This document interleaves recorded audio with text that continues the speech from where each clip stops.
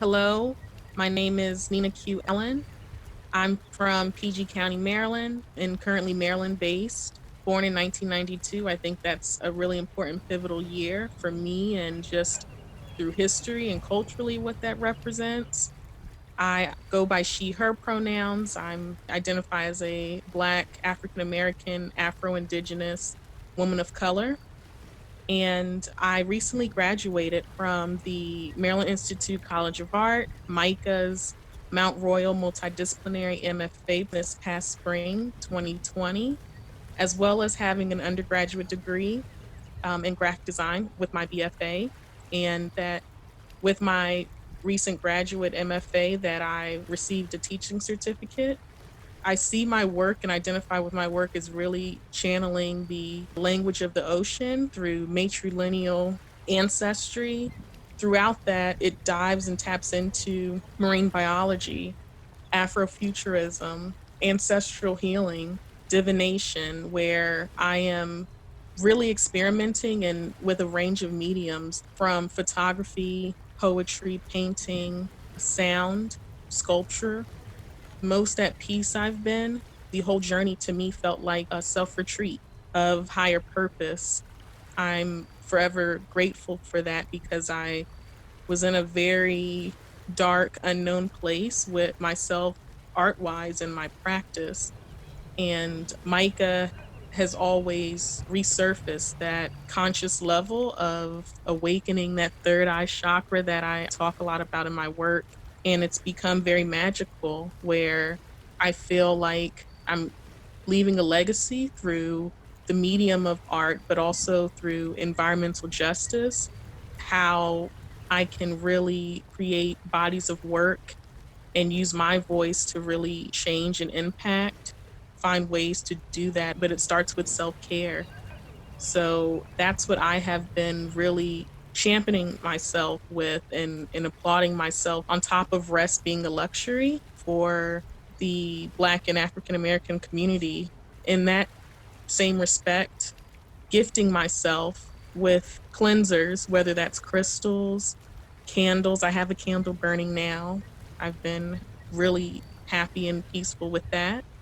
And then teas. I think I'm really experimenting with herbal teas that are part of holistic practices through health and wellness. That's really important. The pandemic for me, I did not expect it to grow as largely as it did. And March this year, 2020, was the most energized at the entire time in my grad school. I was sick in between.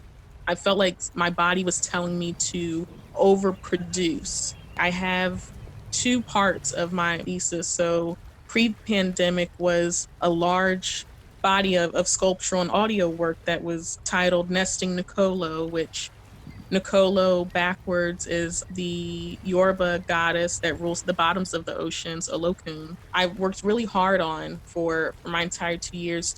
I wanted to not rush what the pre-pandemic work still remain its own and not lose sight of still finding the right space, the right natural layout to really install and showcase that for the future. But post-pandemic thesis, I created the phases of the moon. That's my connection and how I actually charge my crystals under moonlight, how I produce the skincare, serums, and waters of sprays that are part of my cleansers to getting through something very much tragic, unfortunate. It happens across the board globally.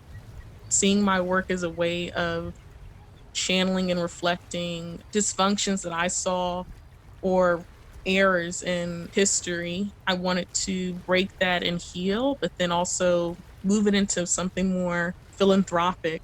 That is my personality trait too. I'm the advocate. So that will always be there of me continuing to speak up. The two parts of my thesis helped me think of the universal aspect of how I can make my work into change, whether that's through creating habitats for ocean life. And I saw nature also moving in a way and gathering and collecting things at a time where I am still in the process of looking to how to just shift that. If everyone's miserable, I think nature will explain and show what that misery is. And we've seen examples of it over time, how nature will make you see what is happening on a grander scale. Now, just getting back into saying, okay, I can fully dedicate my time to art practice. I had to put off opportunities with pursuing a PhD because of COVID, because of the social injustices. Travel was limited. That was also something very disheartening, but I always look at the brighter side of things. I say, well, there must be some type of lesson or reasoning that is not at the moment, but I can still do something really beautiful to grow with that can really change and prepare me for that next phase, that next chapter of career path. Regarding postgraduate, I have been reading a lot. I found my love for reading again in layers of gender, sexuality, the oceans, how I can really speak to that art and science connection that's deeply embedded in my work. In photography, which I've labeled aura photography, that has become a way of me documenting travel and connections to water sources. I'm also like this mermaid whale essence to the core and consider my practices to be very witchy, spell based, conjuring, meditative works that really help to change and to heal. I've documented places of water sources in Maryland because I feel the most connected. Being from the East Coast, the Atlantic Ocean is my portal and location for where my work exists.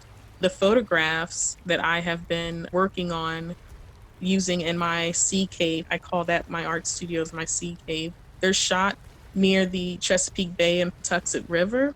My body naturally gravitates towards a source and I'm just moved. I don't necessarily have a reason for, but it's just all feeling based.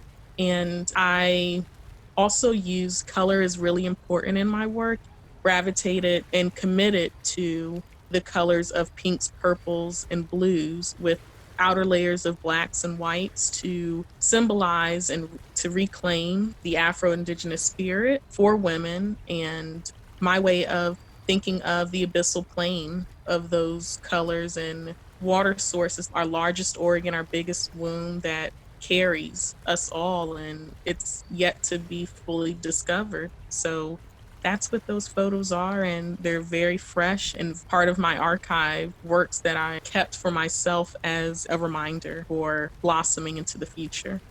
It's really important. I 100% am with voting and how much strength that is and what that represents for without it, I feel like there will be a continuation of red flags of just more injustices remaining. So voting is very much important. I support that. Looking forward to my generation and those before me can really use their power and voice because we have so much to say, so much to give that it should be used for good.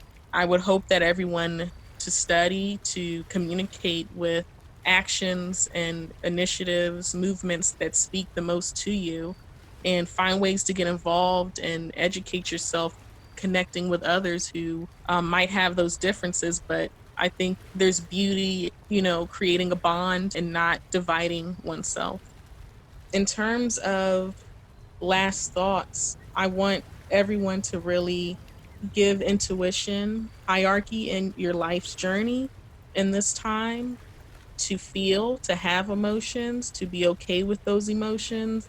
Those are essential as well. How we listening to what our body naturally is saying, especially in the art, the emotion level is not there all the way. And so you have to find your space to do so. And that is artists and for those coming into this space, we are highly sensitive and use that into our work where it can help and change.